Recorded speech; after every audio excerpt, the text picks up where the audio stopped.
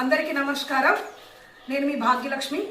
No plastic friendly village, మన ఊరు మన బాధ్యత అనే కార్యక్రమాన్ని డేటా క్యూబ్స్ వారి సారథ్యంలో దీపం గ్లోబల్ ఫౌండేషన్ వాళ్ళు స్టార్ట్ చేస్తున్నారు.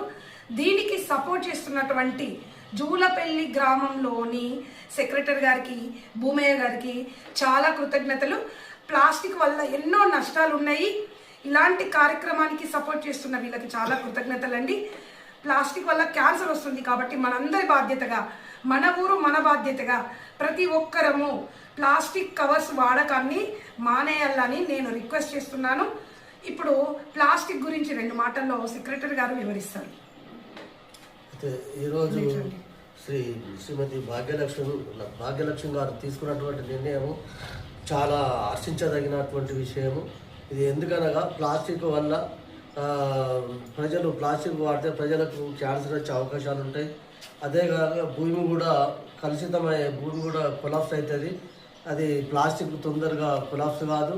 ప్లాస్టిక్ వాడడం వల్ల ప్రజలకు ఎన్నో ఇబ్బందులు ఉన్నాయి.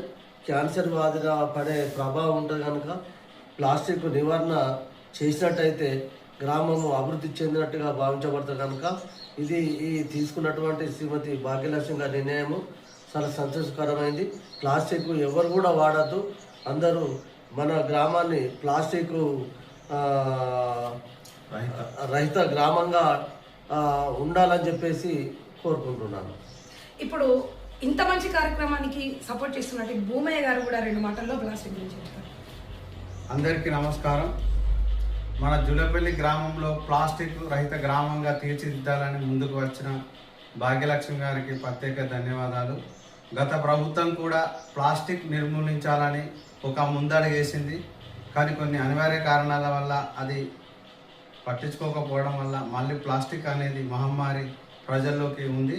మేము జూలపల్లి గ్రామ పంచాయతీ నుండి సర్పంచ్ గారి ఆధ్వర్యంలో సంచులు కూడా సరఫరా చేయడం జరిగింది. ప్లాస్టిక్ వాడొద్దని అన్ని దుకాణాల్లో మరియు షాపులలో కూడా ప్లాస్టిక్ నిర్మూలించాలని వారికి బయటికి జ్ఞానోదయం కలిగించడం జరిగింది. ఇప్పుడు కూడా మనం ఎటు వెళ్ళాలన్నా ఇంట్లో ఒక పాలిథిన్ సంచి తీసుకొని వెళ్ళి సామాన్ తీసుకోగలరు. ఇది గ్రామ పంచాయతీ కార్యాలయం నుండి అందరికీ చేసి చెప్పగలుగుతున్నాం. ఓకే.